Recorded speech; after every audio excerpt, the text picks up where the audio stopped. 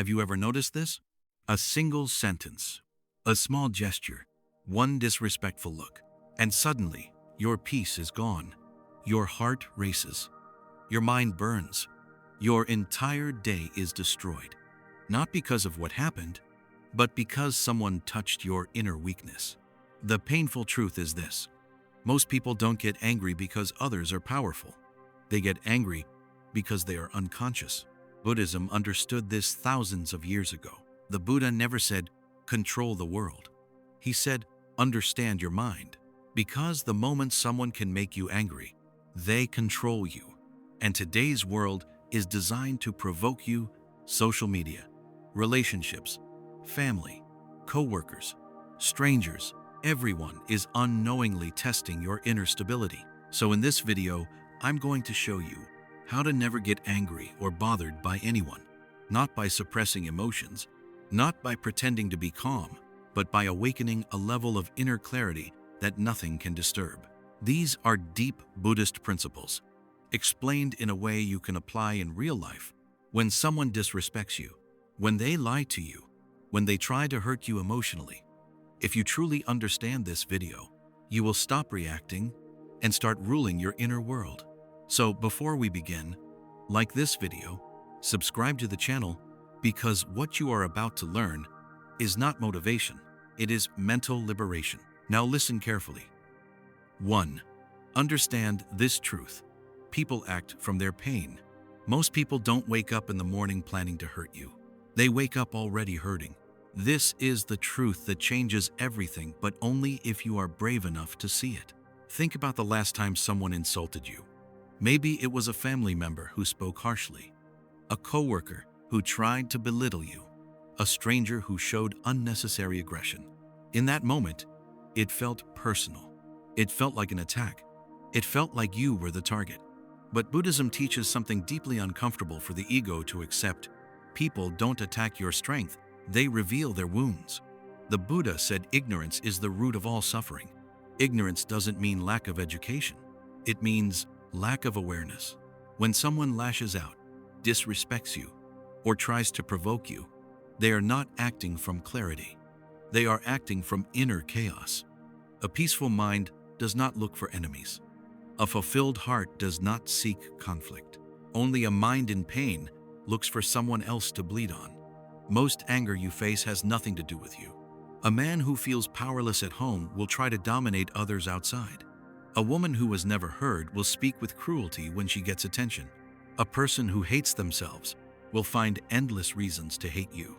But here's where most people fail. They absorb that pain. They internalize it. They react.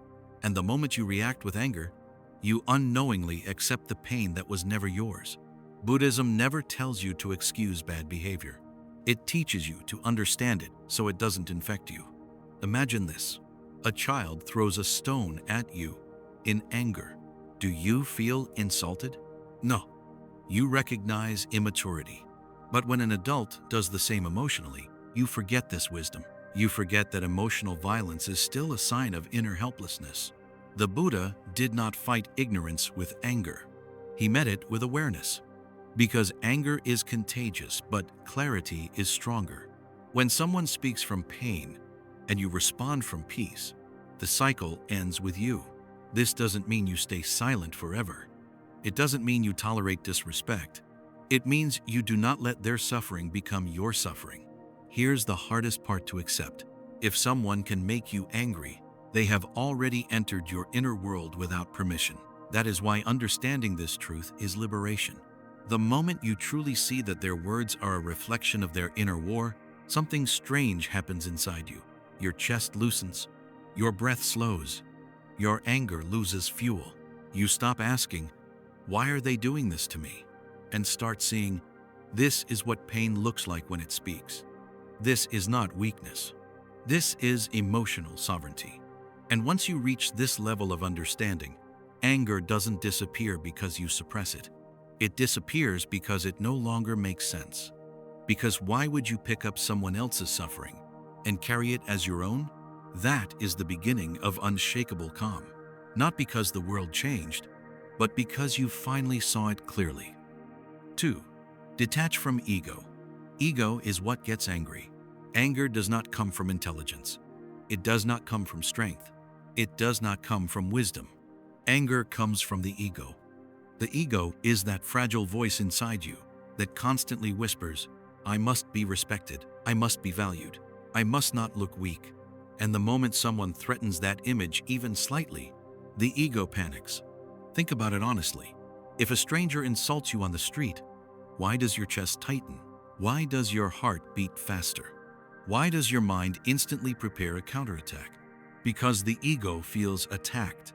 It says, how dare they talk to me like that? Do they know who I am? How can they disrespect me? But Buddhism asks a dangerous question. Who is this me? The Buddha taught anatta, the truth that the self you defend so fiercely is not solid, permanent, or real.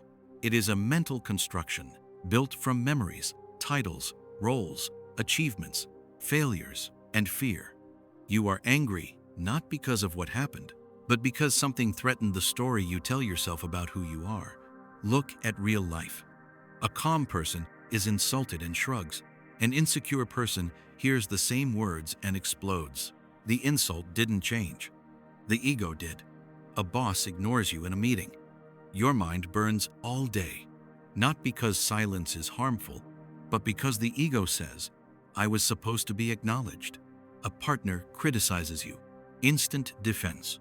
Not because they are wrong, but because the ego cannot accept being imperfect. This is why the Buddha never taught people to control anger directly. He taught them to see through the ego. Because the ego is a glass structure, it shatters easily, and every time it cracks, anger rushes in to protect it. Here's the brutal truth most people never face. If you truly knew who you were, no one could insult you. A mountain does not feel disrespected by the wind. The ocean does not argue with waves. Only something fragile feels the need to fight back. When there is no rigid identity to defend, no image to protect, no false self to impress, there is nothing to offend. The Buddha did not become unshakable by demanding respect. He became unshakable by removing the need for it. Imagine someone insults you tomorrow. Instead of reacting, you pause and ask, what exactly was hurt? Was it your awareness? Or was it your pride? Was it your truth? Or your image? The moment you see that it was only the ego screaming, the anger loses its authority. This doesn't mean you become weak. It means you become unreachable. People can throw words at you, but there is nothing inside you that needs to catch them. Killing the ego does not mean destroying your personality. It means no longer being enslaved by it. You still speak. You still act. You still set boundaries. But you do it from clarity, not from wounded pride. And this is the most dangerous thing to the world. A person who cannot be offended, cannot be controlled. Because anger is a leash, and ego is the hand holding it. When the ego dissolves, anger has nowhere to land. It dies not through effort, but through understanding. That is Buddhist freedom. Not silence, not suppression, but the end of inner slavery. 3. Observe the anger. Don't become it. Most people believe anger is who they are in that moment. They say, I am angry, as if anger has swallowed their entire existence. But the Buddha never taught suppression. He never said, don't feel anger. He said something far more dangerous to unconscious minds. Observe it, because the moment you observe anger, you are no longer inside it. Think about this carefully.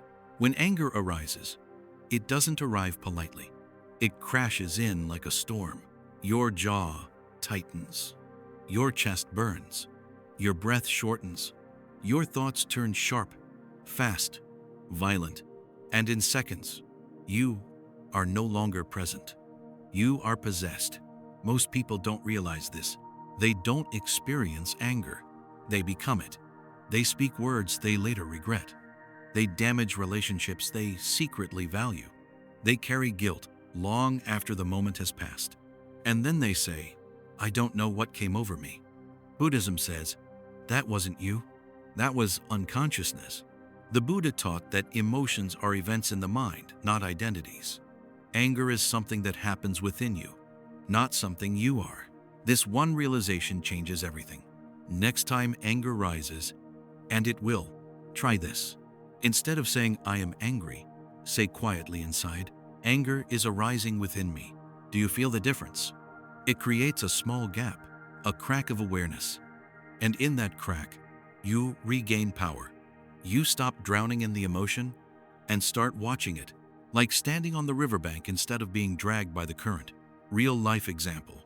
Someone disrespects you publicly. Your ego wants immediate retaliation. Your body is ready for war. But instead of reacting, you notice the heat in your face, the tightness in your throat, the storm of thoughts screaming for expression. You don't judge it. You don't fight it. You simply watch it. And something unbelievable happens. The anger starts to lose its grip, because anger feeds on identification. The more you say, "This is me," the stronger it becomes. But awareness starves it. The Buddha compared emotions to clouds passing through the sky. You are the sky. Anger is the cloud. Clouds can be violent, dark, loud, but they cannot stay forever. Only when you believe you are the cloud does the storm feel endless. Most people never experience this truth because they never pause long enough to observe. They react instantly, explode instantly, regret later. But awareness slows time.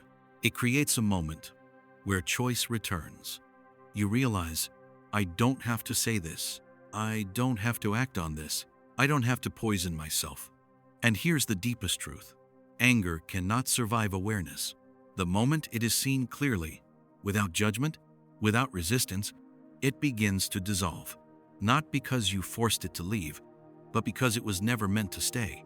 This doesn't make you passive. It makes you precise. You may still speak. You may still set boundaries. But now your words come from clarity, not fire. And that is terrifyingly powerful. Because people expect anger. They prepare for reaction. But when you respond from awareness, you disarm them completely. The Buddha didn't conquer anger by fighting it. He conquered it by understanding it. And once you master this, anger becomes a signal, not a weapon. A signal telling you to wake up, to return to yourself, to remember who is watching. That watcher, that silent awareness, was never angry, and it never will be. 4. Realize this truth. You are not responsible for others' behavior. One of the most liberating truths in Buddhism is also one of the hardest to accept. You are not responsible for how others behave. You are only responsible for how you respond. Yet most people live as if it's their duty to manage everyone else's emotions. If someone is angry, they feel guilty. If someone misunderstands them, they feel the urge to explain endlessly. If someone is rude, cold, or distant, they assume they did something wrong. This silent burden exhausts the soul. The Buddha taught that each being walks their own karmic path. Each person carries their own conditioning, wounds, fears, and habits. And no amount of your goodness can fix another person's inner chaos. Think about real life. You speak calmly, yet someone responds aggressively. You act with honesty, yet someone doubts you. You offer kindness, yet someone reacts with bitterness. And immediately, the mind asks, what did I do wrong? But Buddhism invites a deeper question.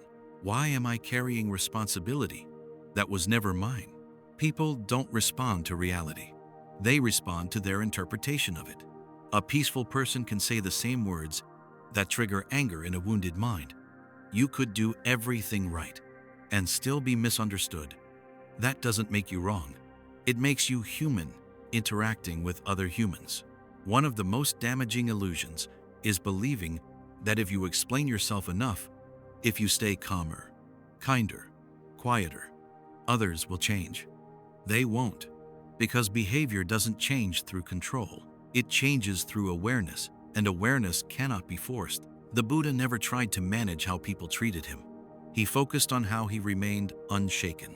When someone insulted him, he didn't absorb it. He didn't retaliate. He didn't internalize it. He simply didn't carry what wasn't his. Here's a powerful way to understand this. If someone throws garbage at your door, do you bring it inside and decorate your house with it? Of course not. Yet emotionally, people do this every day. Someone projects their frustration onto you, and you carry it all day. Someone speaks from their insecurity, and you replay it all night. You suffer not because of what happened, but because you accepted emotional responsibility for something you didn't create. Buddhism calls this non-attachment. Not detachment from people, but detachment from their reactions. People will be rude. People will misunderstand you. People will project their darkness onto you. That is not a personal failure. That is a universal reality. The moment you stop trying to manage how others feel, your nervous system relaxes. Your shoulders drop. Your breath deepens. Your mind quiets. Because you finally stop fighting battles that were never yours to win. This doesn't mean you tolerate disrespect. It means you set boundaries without hatred. You walk away without guilt. You remain kind without self-betrayal. And here is the deepest emotional hook. Your peace is fragile only when you give others permission to disturb it. Their karma is theirs.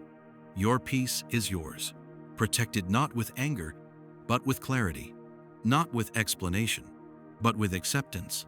When you truly understand this, something powerful happens. You stop reacting. You stop overthinking. You stop carrying emotional weight for everyone else. And for the first time, you feel light. Not because the world became kinder, but because you stopped carrying what never belonged to you. That is real freedom. 5. Stop expecting people to be who they are not. Expectation is not innocent. Expectation is silent anger waiting for an opportunity. Most people don't realize this because expectation feels reasonable. It feels logical. It feels justified. But Buddhism sees it clearly. Expectation is resistance to reality, and resistance is suffering. Think about how anger is born. Rarely does it come from what someone does. It comes from what they failed to do, what you thought they should have done. You expected respect. You got indifference. You expected honesty. You got excuses. You expected emotional maturity. You got defensiveness. And suddenly, anger appears. Not because reality was cruel, but because your expectation was unrealistic. The Buddha taught acceptance of reality as it is, not as you wish it to be, not as you imagine it should be, and not as your ego demands it to become. Most suffering comes from asking a mango tree for apples. You expect kindness from someone who has never healed. You expect loyalty from someone who has never been loyal even to themselves. You expect depth from someone who lives only on the surface. And then you feel betrayed. But were you betrayed? Or were you simply refusing to see what was always there? This is painful to admit, but necessary. People show you who they are early. We just don't want to believe them. We rewrite their behavior. We justify their patterns. We tell ourselves stories like, they didn't mean it. They will change. They'll understand one day. Buddhism calls this ignorance, not stupidity, but refusal to see clearly. And ignorance always leads to suffering. Here's a real-life truth most people avoid. You don't get angry at strangers. You get angry at people you expect something from. You don't expect much from a snake. So when it bites, you're not shocked. But you expect a dog not to bite. And when it does, the pain feels personal. The Buddha would say, you misunderstood the nature of the being in front of you. Expectation creates a false version of people, and then punishes them for not living up to it. That punishment turns inward as anger, resentment, disappointment, and bitterness. But here is where freedom begins. When you truly accept people as they are, not as you hope they'll become, something inside you relaxes. You stop negotiating with reality. You stop waiting for people to evolve on your timeline. You stop being surprised by behavior you've already seen many times. Acceptance does not mean approval. It means clarity. You can accept that a person is selfish without letting them close to your heart. You can accept that someone is emotionally immature without trying to teach them lessons they cannot understand. You can accept that someone cannot love deeply without begging them to try. The Buddha never said, trust everyone. He said, see clearly. When you expect nothing, you are never disappointed. When you accept everything, you are never shocked. This doesn't make you cold. It makes you accurate. And accuracy creates peace. Because peace is not about controlling others. It's about ending the inner argument with reality. Here is the deepest hook. Every time you say, "They should have known better," you are arguing with what already happened. And reality never loses an argument. Expect nothing. Accept everything. Not because people deserve it, but because your peace does. And when you finally stop expecting people to be who they are not, anger no longer needs to visit you. There is nothing left to fight. Only clarity. Only calm. Only truth. 6. Practice compassion without attachment. Most people misunderstand compassion. They think compassion means tolerating everything, enduring disrespect, allowing repeated harm, staying silent while being emotionally wounded. But Buddhism never taught self-betrayal. True compassion is not weakness. It is clarity without hatred. The Buddha had compassion even for those who insulted him, rejected him, and tried to harm him, but he never allowed their behavior to disturb his inner balance. Why? Because compassion without wisdom becomes bondage, and wisdom without compassion becomes cruelty. The middle path is power. Look at real life. Someone hurts you repeatedly. They apologize half-heartedly. They repeat the same behavior, and your heart begins to harden. At that moment, most people swing to extremes. They either tolerate everything and slowly lose self-respect, or they explode with anger and burn the bridge violently. Buddhism offers a third way, understanding without attachment. You see clearly why the person behaves the way they do, their wounds, their conditioning, their unconsciousness, but you do not sacrifice your peace to heal them. You do not stay in the fire just because you understand how it started. This is where real compassion begins.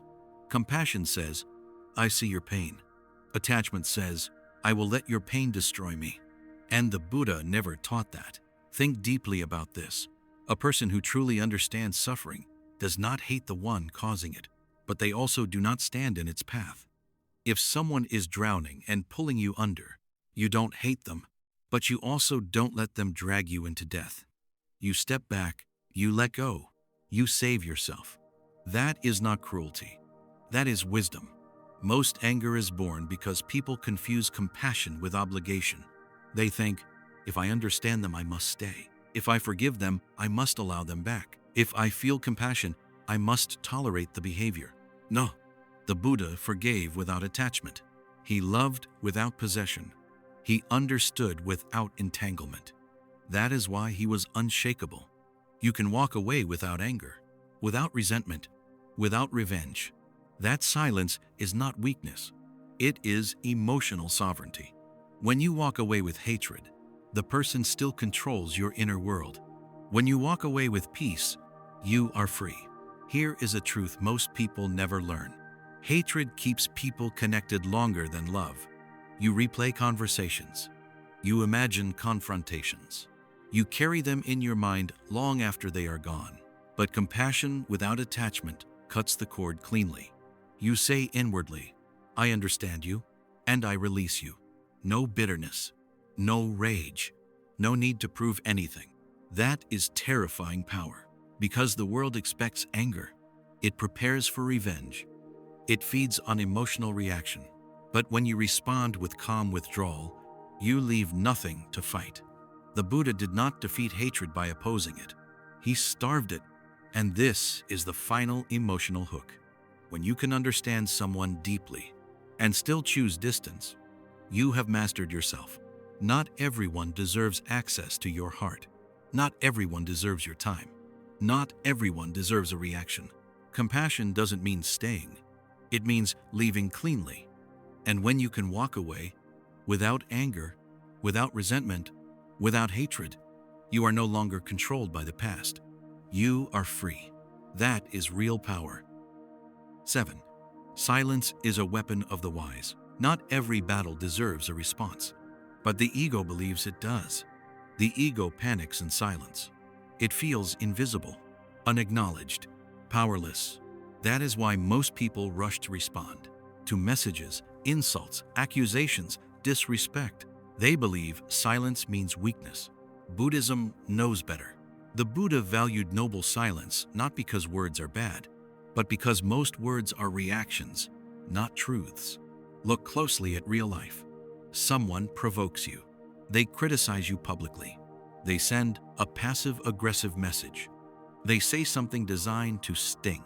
Your mind immediately prepares a reply, a sharp sentence, a justification, a defense.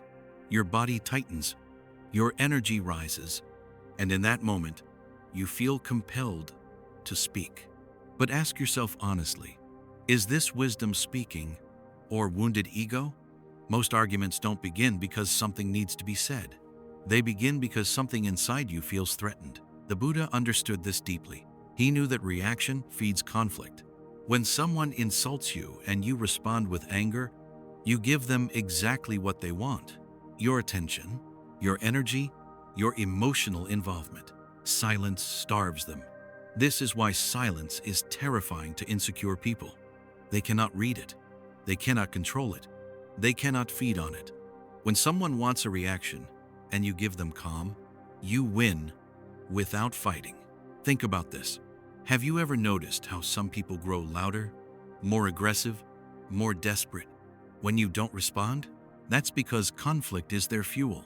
Your reaction validates them. Your anger confirms their importance. Your explanation keeps the game alive. Silence ends the game. This does not mean you become passive. It means you become selective.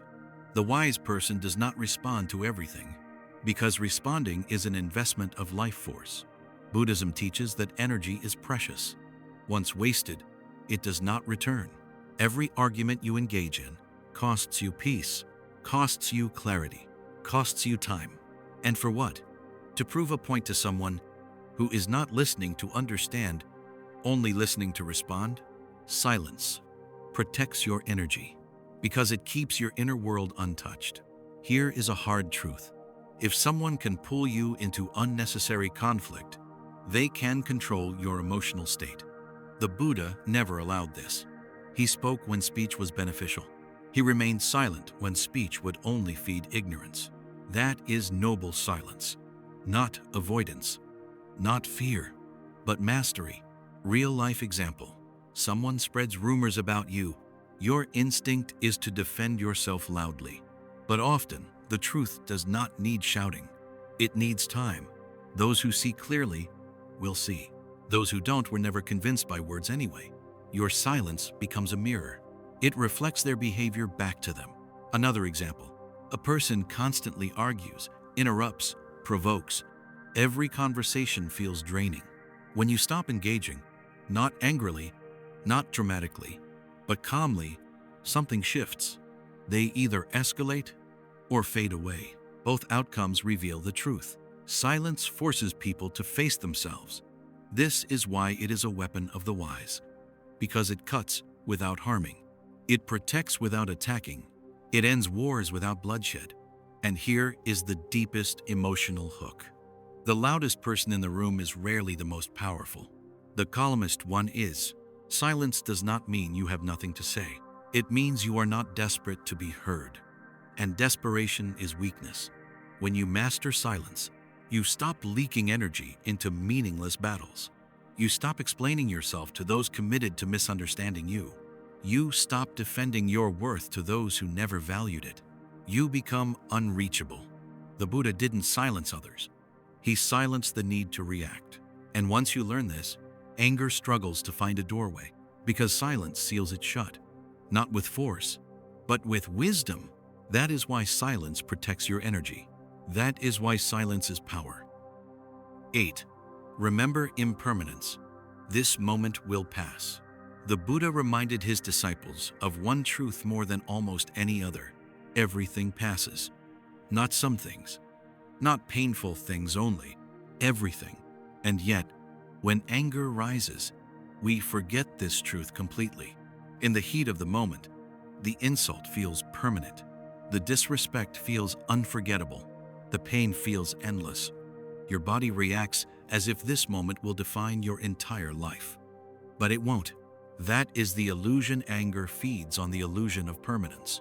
The Buddha taught anicca, impermanence, not as a philosophy, but as a medicine. Because anger survives only when you believe, this shouldn't have happened. And I will never forget this. But look honestly at your own life. How many moments once felt unbearable, yet today barely exist in your memory? The arguments you swore you'd never forgive. The words that once cut you deeply. The situations that felt humiliating, unfair, unbearable. Where are they now? Gone, faded, reduced to distant echoes. And yet, in those moments, you were ready to poison your peace, destroy relationships, and scar yourself emotionally for something temporary. This is why the Buddha asked his followers to pause and remember impermanence in the middle of pain, not after it, because after it passes, everyone is wise. But wisdom during the storm that is awakening. Think of anger like fire. If you keep feeding it thoughts, stories, and replayed conversations, it grows. But if you stop adding fuel and simply wait, it burns itself out. Impermanence is that waiting. Real-life example. Someone insults you in public. Your mind screams, "I will never forget this." But ask yourself gently, will this matter in 1 week? 1 month? 1 year? The answer is almost always no. Yet anger convinces you to sacrifice now for a future that doesn't exist. The Buddha saw this clearly. He knew that clinging to temporary moments creates permanent suffering. So he taught people to zoom out, to see emotions like weather patterns, intense, loud, convincing, but passing. Rain feels endless when you're standing in it, but it never asks your permission to stop. It simply does. Anger works the same way. You don't need to defeat it. You don't need to express it. You don't need to justify it. You only need to outlast it. And impermanence guarantees that you will. Here is the deepest hook most people never realize. The moment you remind yourself, this will pass, your nervous system begins to relax. Your breath deepens. Your body softens. Your mind stops racing. Because it no longer believes it is trapped. Permanent peace does not come from fixing every situation. It comes from knowing no situation lasts. Not praise, not blame, not success, not failure, not even anger. The Buddha did not become peaceful because life stopped challenging him. He became peaceful because challenges stopped owning him. When you remember impermanence, you stop poisoning your mind for something temporary. You stop carving permanent scars from passing moments. You begin to choose stillness over reaction, perspective over pride, peace over momentary satisfaction. And this is the final transformation. When you truly understand impermanence, anger no longer feels urgent. It feels unnecessary. Because why burn yourself over something already on its way out? This moment will pass. The emotion will pass. The story will fade. But the way you treated your own mind in this moment, that stays. So choose wisely, not because the world will be kinder, but because time already is. And when you live with this understanding, anger loses its grip forever, not through force, not through control, but through truth. As we conclude, anger is not strength. Reaction is not power. True power is being so aware, so grounded, so awakened, that no one can disturb your inner stillness. Buddhism doesn't teach you to escape the world. It teaches you to stand unshaken within it. If this video resonated with you, like, subscribe, and comment below. I choose awareness over anger, because the moment you stop reacting, you start ruling your life.